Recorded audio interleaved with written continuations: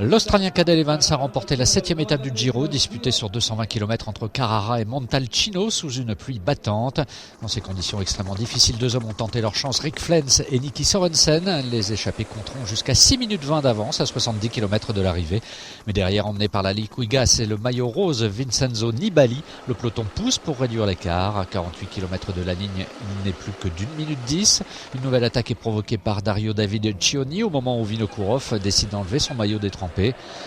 Coup dur pour Nibali à 35 km de Montalcino. Le maillot rose est victime d'une chute avec plusieurs coéquipiers avant l'entrée du premier secteur non goudronné, piégé par l'adhérence incertaine de la Strade Bianche, comme on appelle cette partie du parcours dans les collines toscanes. Ils vont entamer une longue course-poursuite sur la tête de la course, mais en vain. Alexandre Vinokourov et Cadel Evans se forcent l'allure à l'avant de la course dans les 15 derniers kilomètres.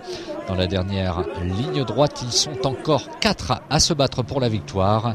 David Arroyo, Marco Pinotti, Damiano Cunego, Vinokourov et Evans. Au sprint, c'est le coureur de la BMC qui s'impose devant Cunego et Vinokourov. Une troisième place qui permet aux Kazakhs de reprendre le maillot rose au grand perdant du jour, Vincenzo Nibali, qui compte à présent 1 minute 33 de retard sur le leader de l'équipe Astana.